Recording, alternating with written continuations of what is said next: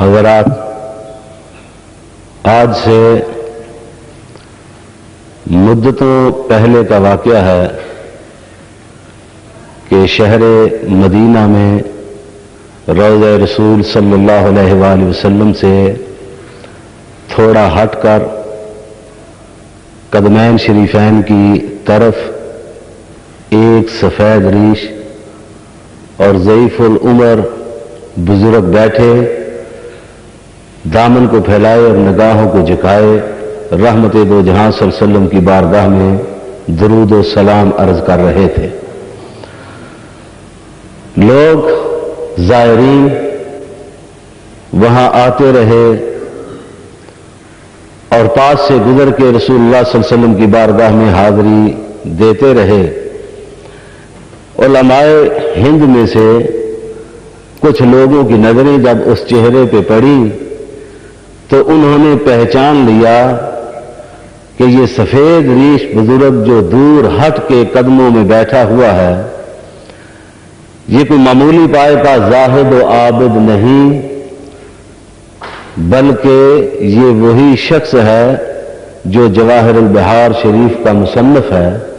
اور جسے دنیا علامہ امام یوسف نبہانی کے نام سے یاد کرتی ہے۔ علماء ہی جانتے ہیں کہ تعلیم و تعلم کی دنیا میں علامہ امام یوسف بن اسماعیل نبہانی کا کیا مقام ہے۔ یہ ہر وہ شخص جس نے کبھی رسول اللہ صلی اللہ علیہ وآلہ وسلم کی مدحت میں کوئی جملہ سنا ہو، اگر اس نے ایک باب سنا ہے تو اس میں سے ایک ورق، اگر ایک ورق سنا ہے تو اس میں سے ایک پیراگراف، اگر ایک پیراگراف سنا ہے تو اس میں سے ایک سطر، اور اگر فضائل مصطفی میں ایک سطر سنی ہے تو اس میں ایک لفظ ضرور صاحب جواہر البحار کا بیان کرنا ہوگا۔ اتنا عظیم مصنف ہو گزرا۔ تو یہ علماء جو عجم سے وہاں گئے، انہوں نے جب اس شخص کو دیکھا اور پوچھا، حضرت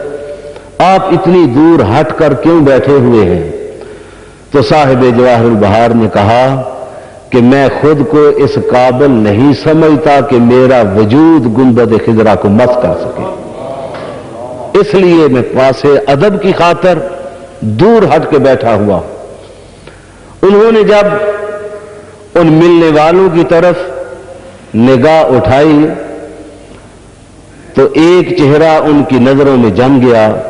انہیں اپنے قریب کر کے پوچھا، کہاں سے آئے ہو؟ انہوں نے فرمایا کہ میں سرزمین ہند سے حاضر بارگاہ مصطفی ہوا ہوں۔ جب نام و پتہ پوچھا، یہ پوچھنا معمول کی کارروائی اور اتمام حجت کے لیے ہوتا ہے، وگرنہ خط کا مضمون بانپ جاتے ہیں لفافہ دیکھ کر، یہ کیفیت ہوتی ہے۔ بہرحال ان میں سے ایک شخص کو اس قابل پایا، اپنے قریب کیا، سینے سے لگایا، دست شفقت پھیرا، دعا دی، نہ صرف دعاؤں سے نوازا بلکہ سند حدیث عطا فرمائی اپنے ہاتھوں سے کہ جاؤ میری طرف سے میں تمہیں اجازت و خلافت دیتا ہوں کہ تم ہندوستان میں رسول اللہ کی حدیث بیان کرو۔ یہ شخص جنہیں انہوں نے رسول اللہ صلی اللہ علیہ وسلم کے قدموں میں بیٹھ کر سند حدیث یعنی حدیث بیان کرنے کی اجازت عطا فرمائی تھی، یہ شخصیت کون تھی؟